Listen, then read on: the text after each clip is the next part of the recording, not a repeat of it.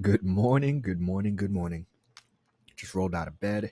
It is Saturday, September 25th, and we are here with our $25 a week dividend portfolio update.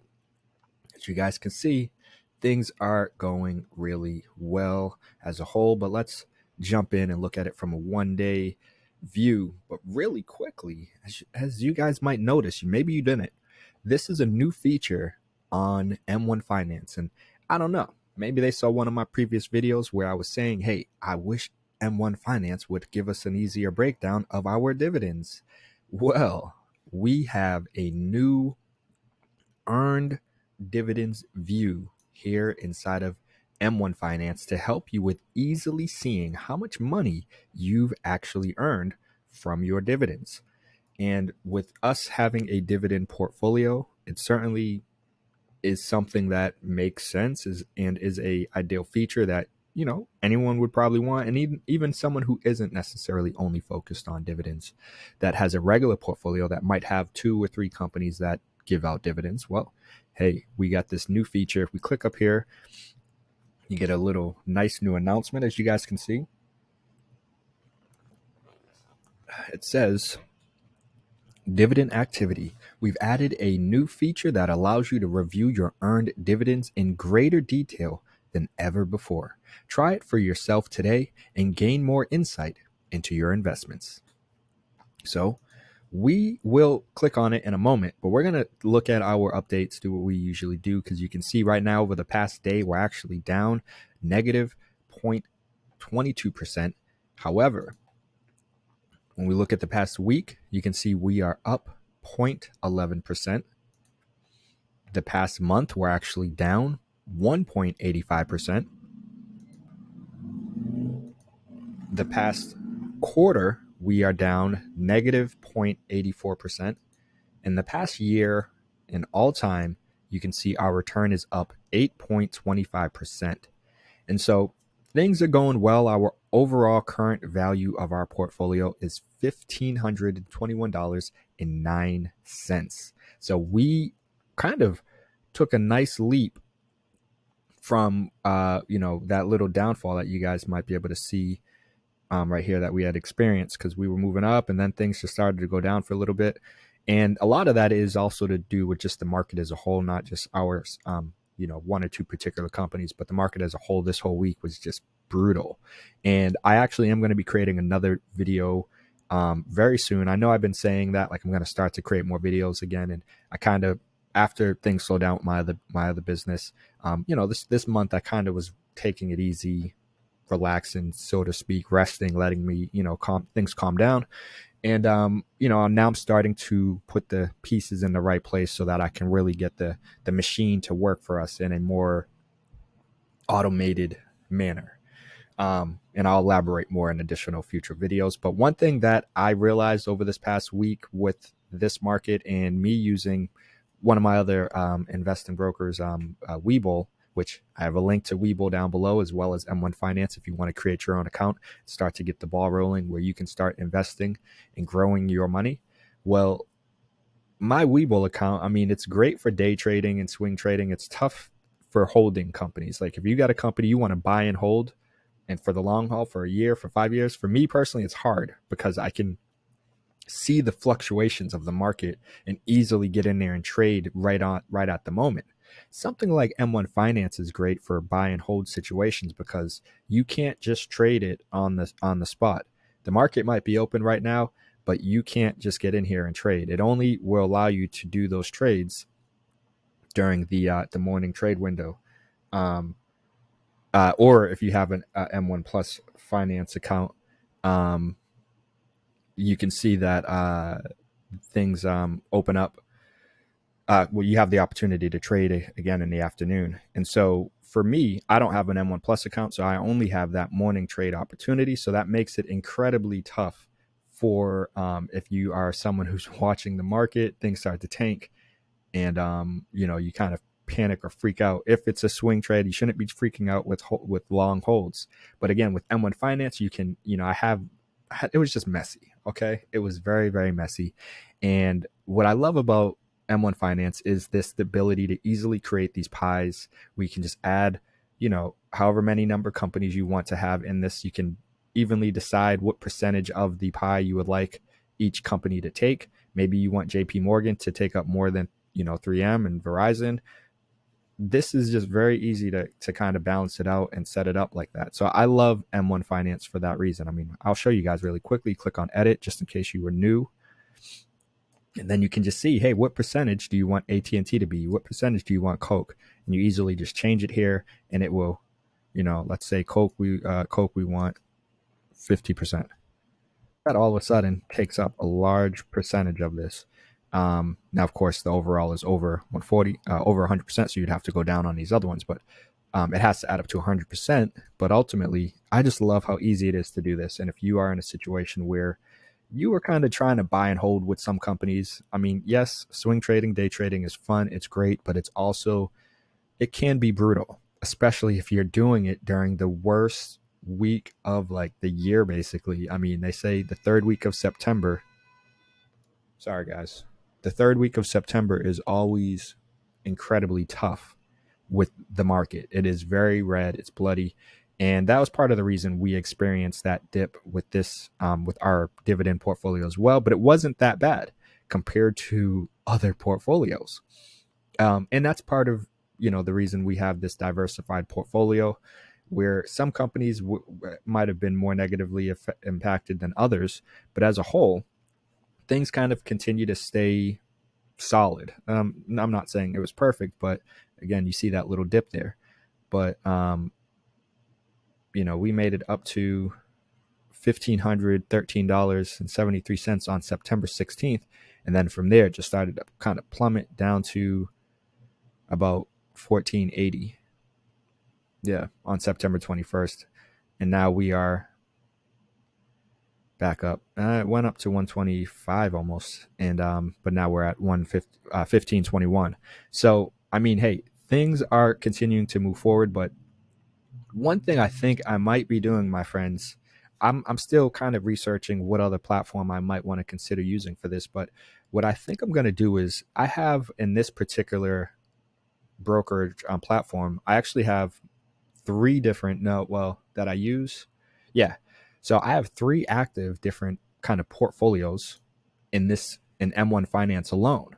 And they're all different, they have different purposes. One might be my Roth IRA for my retirement. Another one might be for, a down payment for a house. Another one might be like my dividend portfolio, might be a down payment for a vacation, or it might be my vacation, or it might be money that I want to use for, I don't know, a gift or a new car. That's the beauty of kind of having these different portfolios, where you can kind of allocate a certain amount of money that you want to use towards it, but also know that each portfolio has a different risk and reward kind of factor to it. And what I mean by that is, I'm thinking about creating a new portfolio that will be a growth portfolio. What I mean is like kind of growth and startup base. So just new companies that have just gone, not startup, but that have just IPO, just gone public, or that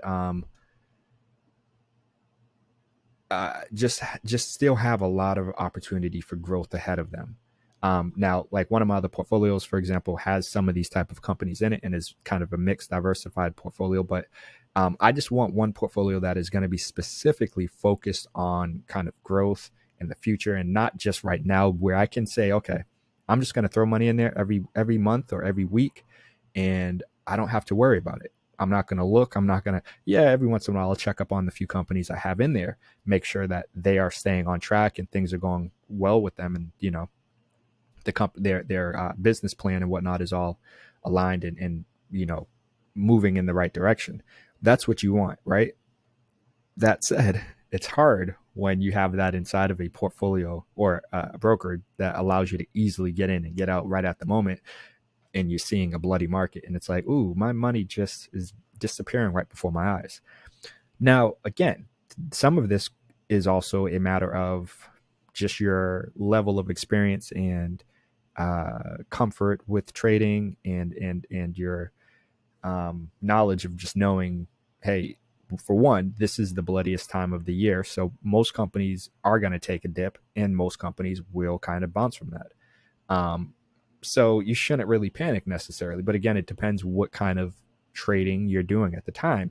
And for me, I was doing a little day trading. It's kind of like maybe I'll do some swing trading. And I do have two companies in there, one being AMC, for example, that I'm like looking at as kind of a swing or potentially a long term hold, which AMC now is kind of shifting from a starting to seem like it's becoming more of a long hold. So like that even might be something I would potentially want to shift into another account where I'm like, all right, I just don't have to worry about it. But it's also still kind of risky. So AMC is kind of in its own lane. So I'm not really putting that in the same kind of category with some of these other investments. But excuse me. But I thought I'd just make this video talking about my plan there, where I think, and so I might do it here inside of M1 Finance.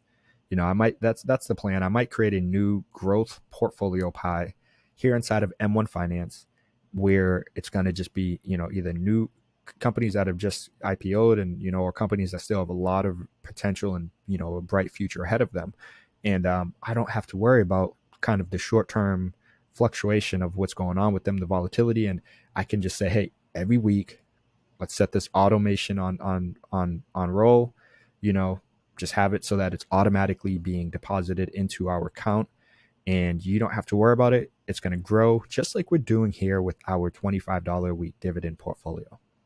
So if you guys haven't yet liked this video, for one, I appreciate you guys watching, sticking around. And we're going to get the ball rolling. I know I keep saying it with making these other videos and really starting to get the channel pumping again. But I did want to throw that out. I think one of the, I might literally record it after this if I do decide to move forward with M1 Finance for it. I'm still kind of doing my research to see what other brokers are out there that I might want to use for this. But part of the challenge is too, I already have like 4 different brokers for different kind of accounts, but still it's like I don't know how many I actually need. And it's nice to have like 1 or 2 kind of main central places that I go to, but also the different features and access to commission free trading and different things like that all play a role with how I am trying to evaluate what I use for this next portfolio.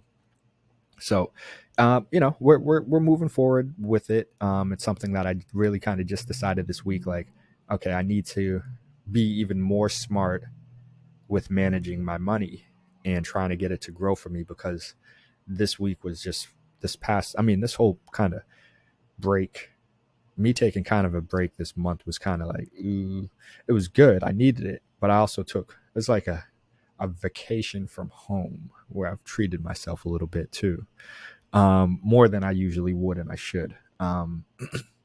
So that being said, we are gonna be getting the ball rolling with everything, including again just even better money management, because my M1 Finance, like, I got money in there and there's a good amount of money in there, but I also lost a good amount. For me at least, some people might hear how much and be like, that's it. Other people will be like, oh my God.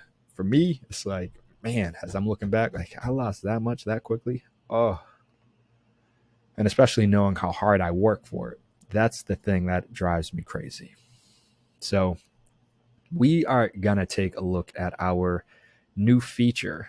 As I mentioned, we got our new feature here where we can see our earned dividends, and we can get an actual breakdown of this 2831 that we've gained in dividends.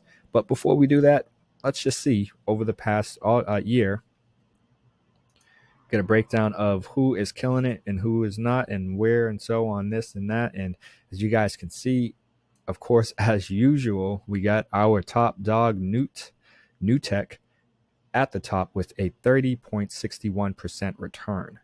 And no surprises here. Things are continuing to, they're continuing to kind of kill it on this level. Now, that said, it doesn't mean necessarily this is our best kind of short term. Like, doesn't mean so far it's necessary for our goal of this portfolio. It doesn't mean it's necessarily the best performing stock. I mean, it's a combination, because you want part of it to be based on its actual gains and returns of the stock. But again, this is kind of a short-term thing. I mean, a long-term thing. So this can fluctuate a lot, similar to what we see down here at the bottom with AT&T. right? Because in the long term, this still might. I mean, we keep saying, I keep saying we're going to get rid of AT&T potentially, partly because they're continuing to be down here because of those changes they made and them saying they're going to slash their dividends. So that kind of just killed the stock, and it obviously now we're kind of at a loss of money there. Um, but it doesn't mean this is our worst performing stock for this particular kind of portfolio, and I'll elaborate in a moment. After Newt, we have Pepsi here with 19.37%. We have JP Morgan Chase at 13.34%, Procter and Gamble at 11.65%, Realty Income Corp at 11.19%, Coca-Cola at 8.31%, Johnson and Johnson at 4.53%, and then unfortunately we got the red where we have Verizon at negative 1.65%, 3M at negative 3%, and AT&T at negative 6.50%. Now, things continue to move kind of like we're kind of seeing the same companies at the top and some of the same companies kind of at the bottom as a whole. But like I said, now with this new feature, which I gotta try to get better with breaking down these videos where I have, I'll let you guys kind of be able to easily find what like a chapters or whatever they call them here on YouTube, where you guys can easily find the topic. But again, we have this new feature here inside of M1 Finance where you can see your earned dividends easily by clicking that tab. As it says here is dividend activity. We've added a new feature that allows you to review the earned dividends in greater detail than ever before. Try it yourself today and gain more insight into your investments. And when you click it, we now can see exactly how much we've made in our earned dividends. And really quickly, dividends are considered earned when you purchase a security prior to the ex-dividend date. When the dividend are transferred to your account, they will become paid and be visible on the activity page. So our earned dividend from our portfolio so far is $28.31. And now, of course, keep in mind, we're only adding $25 a week. If we were adding $250, this would be higher. If we were adding $2,500, this would be much higher. So you just got to remember, like, the more you add, the more this is going to grow over the long term, over the long haul. And so our stock portfolio, I mean, we're seeing, the funny thing is, as you guys look over here and you see the top top five companies that are performing here in the dividends, some of them are our top companies, and then some of them are our worst, literally. So it's literally like showing the top, best, and the worst here. And it's interesting because, I mean, Newt is going to be killing it here on the dividend front, as well as Realty Income. They should be up there as well. I knew that from the jump because they are REITs, and REITs always, usually perform really well with their dividends. On the same hand, Newt has been killing it with the stock right now as well, but with the current market that we have being real estate and whatnot. So this is, has been a great move so far. That said, Newt and Realty Income will be very potentially at risk if the market ends up going red. Things aren't, going so hot. I mean, every company kind of is, but REITs usually will, don't perform as well with the stock prices, but they continue to give out dividends for the most part. Yes, you can expect a cut here and there, but that happens with the regular company, like we're seeing with AT&T, who's number 2 up here on our list. So again, AT&T has continued to be at the bottom of our list in terms of performance with the returns. However, on a dividend front, AT&T is killing it compared to pretty much everyone else beneath it. Over a dollar, more than a dollar over Coca-Cola and everyone else. So it's something to keep in mind. It depends what exactly is your goal when it comes to your portfolio and how you are going to be trying to get money. That said, does this seem to be more effective and efficient than, or I don't know if efficient is the right word, but more effective than what's it called? Sorry, guys. Look like traffic or something. Is this going to be more effective approach than like the growth that you get from the stock price? Does that make sense? That's where things get a little. It's like you might be better off getting a growth company in here, or not even a growth, but just a company that the stock price is going to be performing better than what you get from your earned dividends. Because our stock price, again, when we look at the returns of how AT&T is doing right now, um, let's get out of here, go back. You can see we're down $6.73, which amounts to more, a greater number or less number technically, than how much we've made from our earned dividends. So we, even if you add the earned dividends to that $6.73, we still technically would be at a loss of money there. So that's where, again, it's a lot of people say, some people are just not really all about dividend portfolios. But I believe, hey, there's a way to kind of have a nice little mixture, a nice diversified portfolio that includes companies that focus heavily on the dividend front, but then also companies that are still growing. And that was part of the reason I've been saying we're going to switch AT&T out with someone that maybe is more on a growth front with a smaller earned dividend, but we can expect our portfolio to increase larger because of the share price in the short term. And then, of course, in the long term, that will grow as well, because we expect that share price to continue to grow over the years because it's a growth company. But the earned dividend portion of that will be much smaller than what you're seeing from AT&T. So it's a trade-off. And that's what you guys have to decide when it comes to creating your own dividend portfolio, or just your portfolios in general.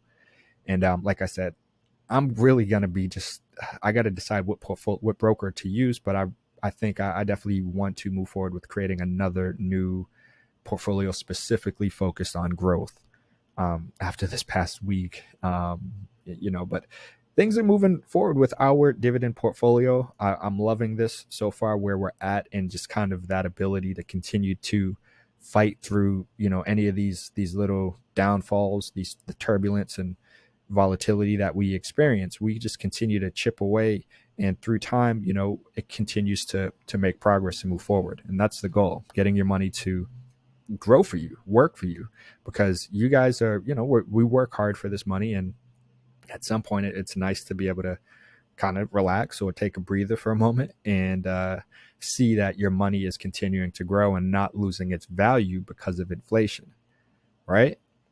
Again, you want that emergency savings account in place, but after that, it's time to consider investing and getting your money to grow for you. So on that note, I would love to hear what you guys think. I mean, what are you guys doing when it comes to your portfolios? Is there any changes that you guys want to see me make? I know I've asked about AT&T. A few of you had made suggestions in the past. I'm thinking we might, like I said, just swap them out completely, get in someone else that's more on a growth front with a smaller dividend. But I'm open to hearing your thoughts as usual. And also, what do you guys think about me creating a new portfolio that's focused on growth? If I do it here inside of M1 Finance, maybe I'll show you guys who I add to it. I don't think I would necessarily give you guys all my details to it, because it's going to be my personal portfolios. I mean, this is my personal portfolio as well, but this is our portfolio that we're creating together and growing together, so to speak. But yeah, I'm interested in hearing what you guys think. I mean, should I create that here inside of M1 Finance, or maybe go with another broker? I had another thing to ask you guys. Oh yeah, of course. If you haven't already liked this video, give it a nice thumbs up. And after that, subscribe to the channel. Hit that notification bell for all of you newcomers, so that you can, and old timers, if you haven't already. That way you can stay up to date on all of our upcoming videos that we will be producing, that I keep saying over the past 2 weeks now. But yes, I will be jumping back into the mix and pumping out some videos, more than just our weekly $25 a week dividend portfolio. And on that note, I got to keep it moving, but you guys already know. I'll see you in the next video. Peace. Have a good weekend, my friends. Good weekend. Be safe. Peace.